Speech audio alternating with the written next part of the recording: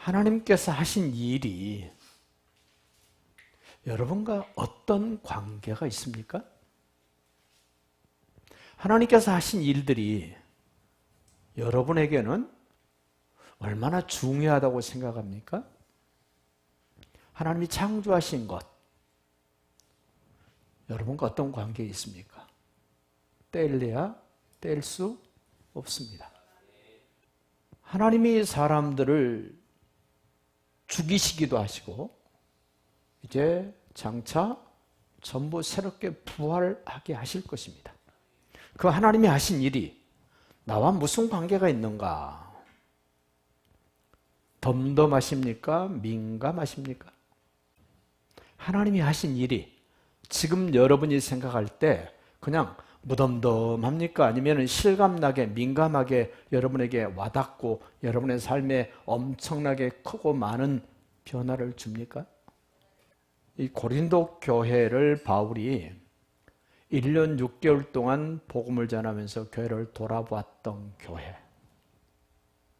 바울이 떠나자마자 고린도 교회에 문제가 생깁니다. 어떤 문제가 생기냐면 영적인 것은 굉장히 고상하고 좋고 육신적인 것은 형편없이 그 별 볼 일 없는 것이라고 주장하는 소위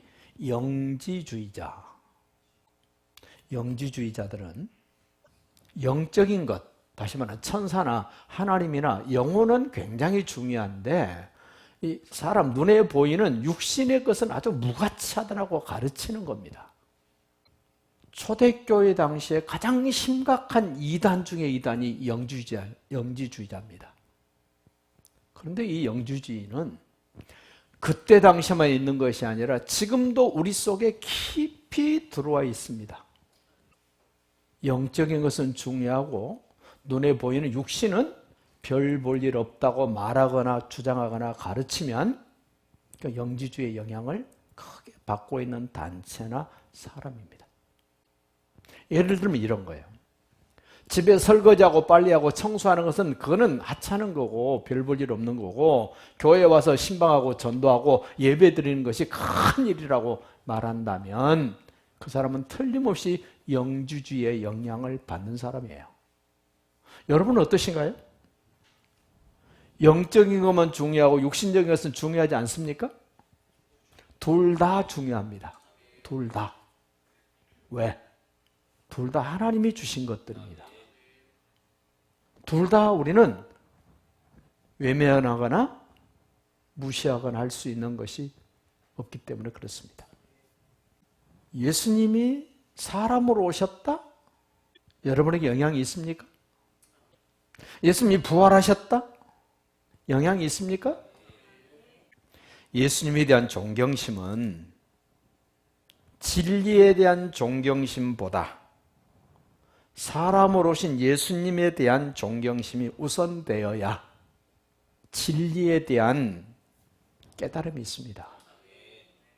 오늘 말이 좀 어려워지는 것 같은데요. 여러분, 성경 말씀을 깨닫기를 원하신다면 사람으로 오신 예수님을 더 중요하게 인정하셔야 된다는 거예요. 예수님을 무시한 상태에서는 성경이 깨달아지지 않습니다. 예수님이 하신 일을 별 볼 일 없다고 생각되고 느껴지면 성경이 절대로 깨달아지지 않습니다. 성경이 깨달아지기를 원하신다면 사람으로 오신 예수님, 부활하신 예수님에 대한 존경심이 커지시기를 바랍니다. 우리는 부활주의를 앞두고 예수님이 죽으신 것, 고난받으신 것을 생각하고 부활주의를 기다립니다. 많은 사람들은 예수님이 어떻게 죽으셨느냐에 관심이 많으세요. 그런데 오늘 여러분과 저는 어떻게 죽으셨느냐보다 더 중요한 것이 있습니다. 왜 죽으셨냐는 겁니다. 여러분, 어떻게 죽으셨습니까? 십자가에 달려 죽으셨습니다. 왜 죽으셨습니까? 예수님이 십자가 달려 죽었다는 사실은 세상 사람이 다 압니다. 그런데 왜 죽었느냐고 물어보면 모르세요. 여러분은 예수님이 십자가 달려 죽으셨는데 왜 죽으셨습니까? 내가 지불해야 될 생명, 내가 저주받아야 될 저주, 내가 당해야 될 그 고통, 멸시천대를 예수님이 대신, 나 대신, 죄인된 내 대신 예수님이 그렇게 십자가에 달려 죽어주셨습니다라고 말할 수 있어야 돼요. 이런 고백이 분명해야 예수 믿는 사람이 됩니다. 죽음은 자연적인 것이 아닙니다. 늙으면 죽는다고 말하는 것도 아닙니다. 태어나자마자 죽는 아이도 있잖아요. 1살 배기, 2살 배기도 죽잖아요. 그래서 죽음은 자연이 만들어지거나 나이 먹으면 찾아오는 게 아니고 죽으면 죄 때문에 옵니다. 그럼 어린아이로 태어나지만 어린아이도 아담의 후손으로 아담의 죄를 가지고 태어나기 때문에 죄인들은 전부 죽는 거예요. 그런데 우리는 이렇게 지금 살아 있습니다. 하나님의 은혜죠. 여러분이 잘 요령을 그리고 잘 먹고 지혜롭게 해서 지금까지 살아 계십니까? 하나님 은혜로 살아 계신 겁니다. 코로나19가 왔을 때 어땠어요? 나이 먹은 사람은 죽었습니까? 젊은이는 안 죽었습니까? 다 죽습니다. 그 죽음이 죄로 인하여 필연적으로 죽는다는 사실을 인정하시기 바랍니다. 그 죄의 싹은 사망, 죄의 열매는 사망, 죄인은 반드시 죽습니다. 그럼 죽음은 나쁜 것입니까? 보편적으로 사람은 죽으면 괴롭다 그럽니다. 슬프다 그럽니다. 아프다 그럽니다. 그런데 그리스도 안에서의 죽음은 의미가 다릅니다. 그 성경은 말합니다. 그리스도 안에 죽는 자가 복이 있다. 그리스도 안에서 죽은 사람을 보고 성경은 그리스도 안에서 잠잔다 이래요. 왜 그럴까요? 잠자는 사람이 언제나 깨날 때가 옵니다. 그게 부활입니다. 예수님은 우리의 죄를 위하여 단번에 완벽하게 값을 지불하고 죽으셨습니다. 오늘 말씀해 보니까 성경대로 예수님이 살아나셨다 그랬어요. 그 3절 볼까요? 내가 받은 것을 먼저 너희에게 전하였노니 이는 성경대로 그리스도께서 우리 죄를 위하여 죽으시고 장사 지낸 바 되셨다가 성경대로 사흘 만에 다시 살아나셨다. 죽음과 부활에 대한 이야기를 합니다. 성경대로 죽으셨고 성경대로 살아나셨다. 그러면 이 성경대로라는 말이 어떤 의미인가를 한번 봅시다. 이사야 26장 한번 보십시다. 주의 죽은 자들은 살아나고 그들의 시체들은 일어나리라. 티끌에 누운 자들아 너희는 깨어 노래하라. 주의 예술은 빛난 이슬이니 땅이 죽은 자들 내놓으리로다. 물론 저 말씀은 나중에 예수님이 재림이 오실 때 이루어질 말씀이에요. 모든 사람들이 다 살아날 겁니다. 그때 어떤 사람은 생명의 부활로 나오는가 하면 어떤 사람은 심판의 부활로 나오기도 할 것입니다. 여러분은 어느 쪽입니까? 심판의 부활로 나오시면 안 돼요. 로마서 4장 한번 볼까요? 뭐라고 말씀하시나? 로마서 4장 24절 의로 여기심을 받을 우리도 위함이니 곧 예수 우리 주를 죽은 자 가운데서 살리신 이를 믿는 자니라. 25절 예수는 우리가 범죄한 것 때문에 내어줌이 되고 예수님이 죽음에 내주었어요. 뭐 때문에요? 내 죄 때문에 내어줌이 되고 또한 우리를 의롭다 하시기 위하여 살아나셨느니라. 예수님이 죽으심은 내 죄 때문이고 예수님이 부활하신 것은 나를 의롭다 하시게 하여 예수님이 나를 위하여 죽으시고 다시 부활하신 것은 그 예수를 믿어야 내가 의롭게 되기 때문에 그 의의 근거를 내게 주시기 위하여 예수님은 다시 살아나셨습니다. 인정하십니까? 이게 안 믿어지면 지금 로마서 4장 24절 25절이 안 믿어지면 큰일 중에 큰일이에요. 믿어지시죠? 목사가 믿어지냐고 물으니까 그냥 믿어진다 그러지 마시고 진짜로 믿어지세요? 그게 하나님의 은혜랍니다. 하나님의 은혜. 데살로니가전서 4장 한번 볼까요? 또 뭐라 그러시나? 자, 우리가 주의 말씀으로 너에게 이것을 말하노니, 뭘 말하나 보세요. 주께서 강림하실 때, 주께서 재림이 오실 때, 그 말이에요. 예수님이 승천해 가셨죠. 다시 오실 때에 우리 살아남아 있는 자는 자는 자는 죽은 자들이, 무덤이 있는 자들 얘기해요. 자는 자보다 결코 앞서지 못하리라. 이때 당시에 데살로니가 교회에서는 어떤 일이 생겼냐면, 죽은 사람들은 별 볼 일 없고 그래도 살아있는 우리가 최고야, 뭐 이런 얘기예요. 그런데 주님 뭐라 그러세요? 그리스도 안에서 죽은 자가 먼저 일어나. 먼저예요. 무시될 대상들이 아니에요. 이것을 말하는, 주님 강림하실 때 우리 살아남아 있는 자도 자는 자보다 결코 앞서지 못하리라. 그러니까 데살로니가 교회 분위기가 좀 뭔가 아시겠죠? 대단한 사람 죽었어도 그 별 볼 일 없어. 살아있는 우리가 최고야. 그런데 하나님 뭐라고요? 아니야, 너희들이 무시했던 믿음 안에 죽은 자들 무시할 대상이 아니야. 16절 보세요. 주께서 호령과 천사장의 소리와 하나님의 나팔 소리로 친히 하늘로부터 강림하시니, 이 땅에 재림이 오시리니 그리스도 안에서 죽은 자들이 먼저 일어나고, 또 먼저예요. 먼저 일어나고 그 후에 우리 살아남은 자들도 그들 누구예요? 죽었다가 먼저 예수님의 재림 때 일어난 자들과 함께 구름 속으로 끌어올려 공중에서 주를 영접하게 하시리니 그리하여 우리가 항상 주와 함께 있으리라. 그러므로 이러한 말로 서로 위로하라. 여러분, 예수님의 죽으심과 부활, 강림하실 때 다 살아날 것에 대한 말로 서로 위로해라. 우리 은혜교회가 이러시기를 바랍니다. 여러분의 가정에서 이런 말들이 되어지시기를 바랍니다. 자, 마태복음 16장 21절. 이때로부터, 잠깐만요. 마태복음 16장 21절 앞에 뭐가 있을까요? 20절이 있겠죠. 그 앞에 19절, 18절 있는데 무슨 얘기냐면, 예수님이 물어봐요, 제자들에게. 사람들이 나를 누구라 그러더냐? 그럴 때 제자들이 말합니다. 사람들이 그러는데 예수님은 엘리야나 세례요한이나 에레미야나 선지자 중에 하나라 그럽디다, 이런 거예요. 그래? 그럼 너희는 나를 누구라 그러느냐? 세상 사람들은 나를 그렇게 말했다고 하고 너희는 나를 누구라 하느냐? 물었어요.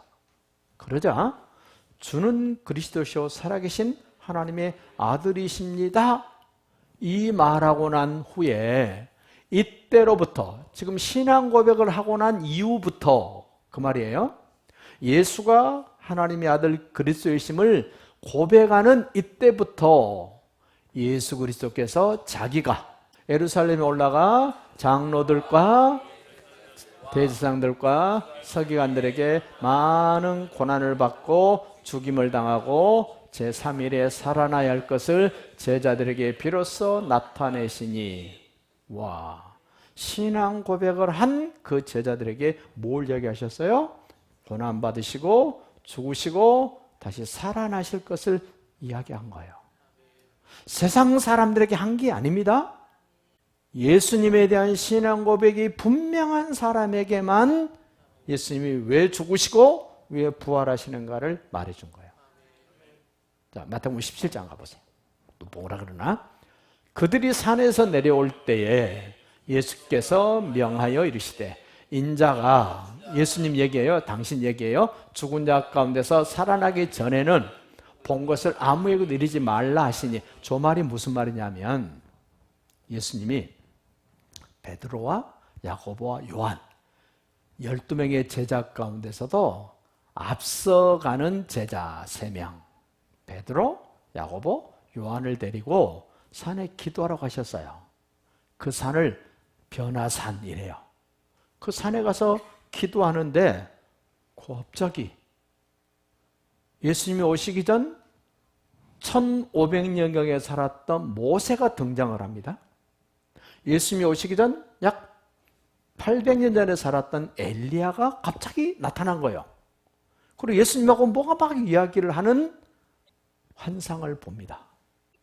베드로가 너무 좋아가지고 우리 여기 있으면 좋겠습니다. 여기 살았으면 좋겠습니다. 내려가지 말고 우리 여기 있으면 좋겠습니다. 얌체같이 베드로가 그런 말을 해요. 그러다 예수님이 아니야, 내려가야 돼. 왜냐하면 12명의 제자 가운데 3명 뺐으니까 몇 명 남았습니까?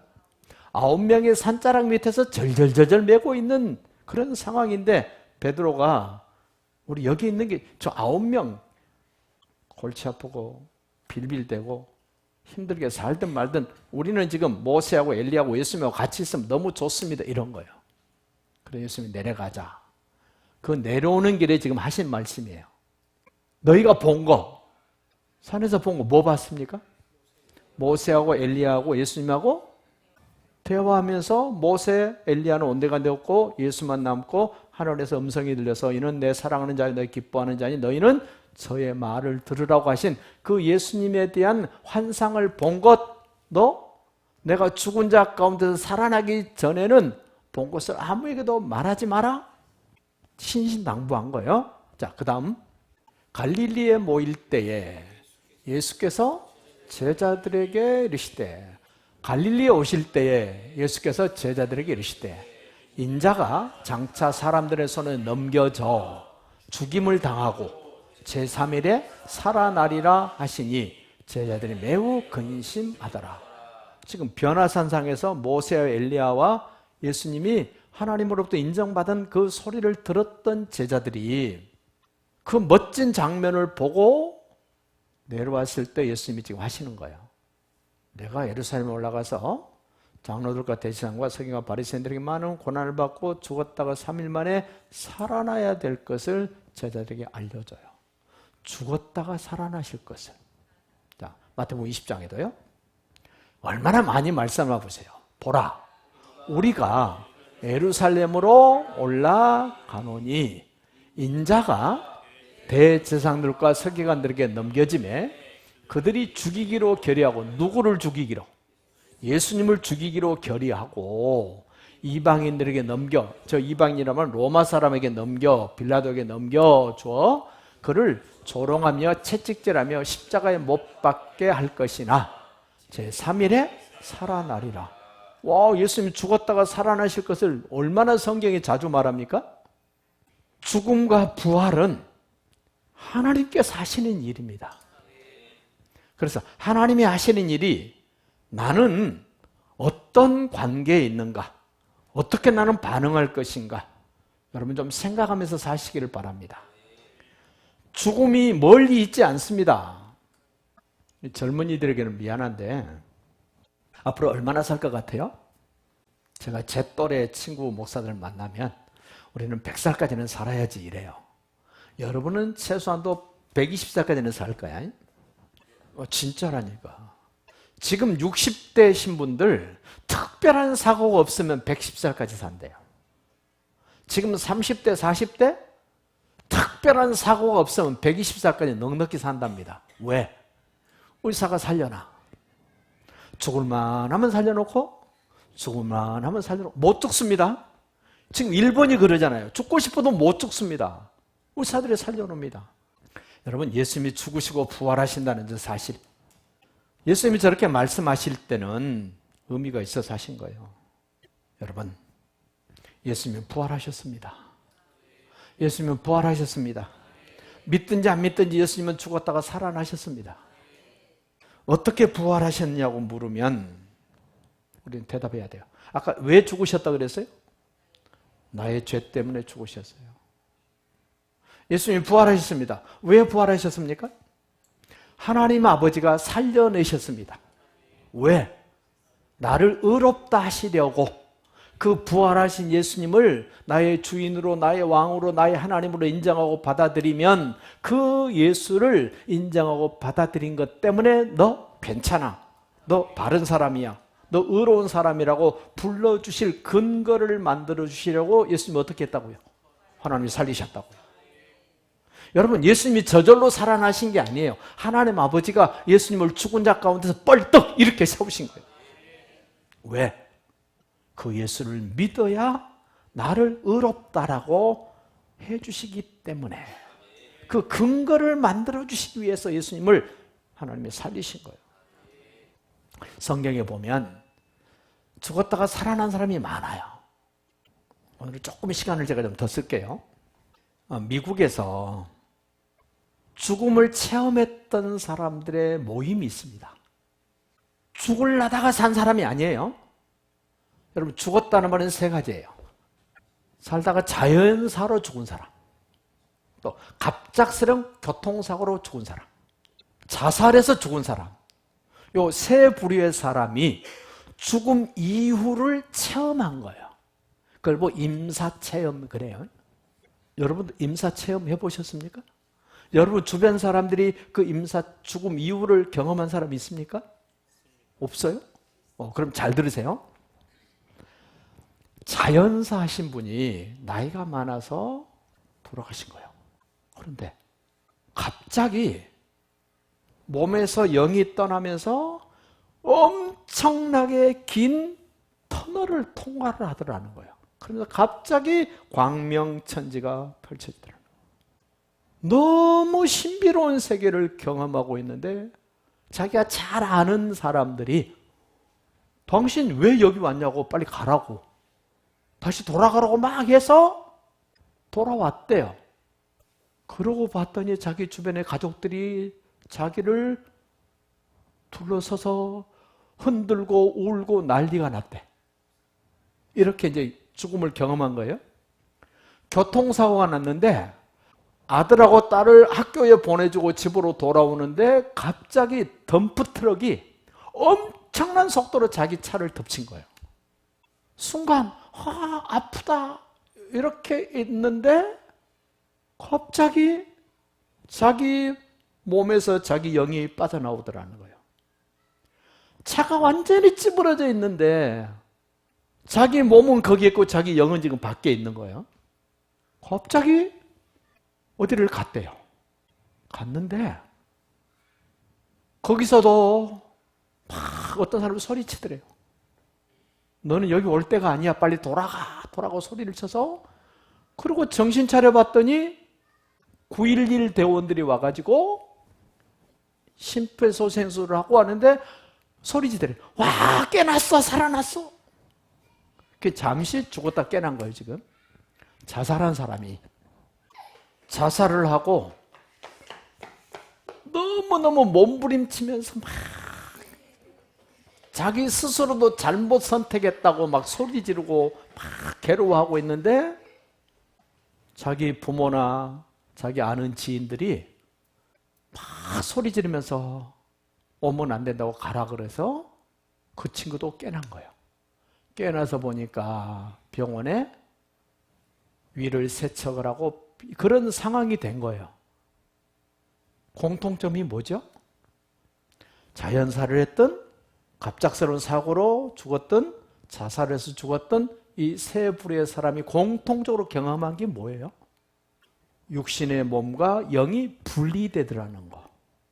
영이 분리된 순간 영은 어디론가 갔는데 거기서 돌아가라 그러고 오면 안 된다 그러는 소리를 듣고 다시 떠났던 영이 그 몸으로 돌아왔을 때 똑같은 현상이죠.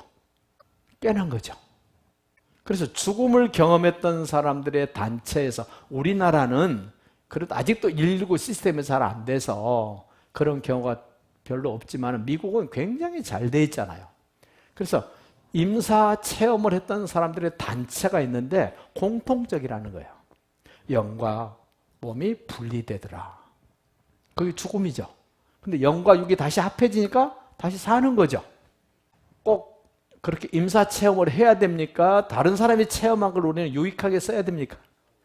가장 바보스러운 건 자기가 직접 그 대가를 지불하려고 하는 사람이 가장 어리석은 사람이에요. 예수님은 나를 대신해서 죽으셨고 나를 의롭다하게 살아나신 그 예수님의 은혜를 입으시기를 바랍니다. 오늘 10절 말씀에 보면 무슨 말이 반복되나 보세요. 10절. 그러나 내가 나 된 것은, 지금 이 고린도전서를 써서 보낸 바울 얘기입니다.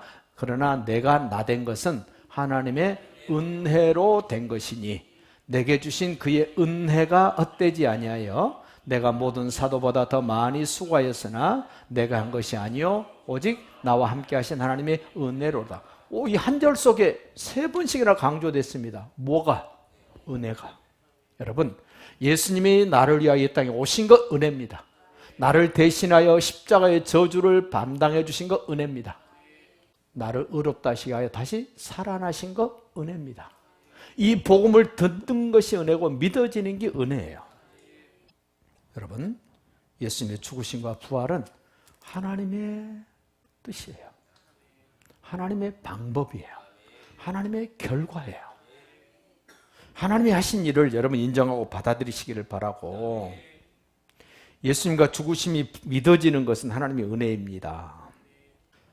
우리가 예수님의 제자들, 오늘 성경에도 보면은 예수님이 부활해서 만나준 사람들 나오죠. 5절 보세요. 게바에게, 베드로입니다. 게바는 베드로에게 보이시고 부활하시고 베드로를 만나주셨어요. 또요, 12 제자에게 찾아와 주시고, 그리고요 500명에게 일시에, 여러분 500명이 한 장소에 있었던 게 아닙니다. 여기저기 흩어져 있었는데 같은 시간에 예수님이 500명을 만나 주셨어요. 이 부활하신 예수님의 다른 모습이에요. 또요, 그 후에 야고보에게, 이 야고보는 예수님의 육신의 동생 야고보입니다. 이 야고보는 자기가 태어나자마자 보니까 예수 형님이 있는 거예요. 형님이 사람으로 오신 예수님이 계신 거예요. 야고보는 예수님이 살아있을 때는 그냥 형님 예수님 이랬어요. 맏형이 돼가지고 가족도 안 돌보고 맨날 샌들 신고 먼지 휘날리며 맨날 돌아다니는 것 보고 성길만 냈던 사람이 누구였냐면 이 야고보였어요. 그런데 죽으시고 부활하시고 이 야고보를 탁 가서 만났어요. 예수님 만나줬습니다. 그랬더니 야고보가 놀란 거예요. 육신의 형님 예수인 줄 알았더니 부활하시고 찾아와서 만나주신 것 보니까, 와, 예수는 육신의 형님 예수도 되지만, 와, 예수님은 하나님이시고 그리스도시고 메시아시네? 이거를 예수님이 야고보에게 해준 거예요.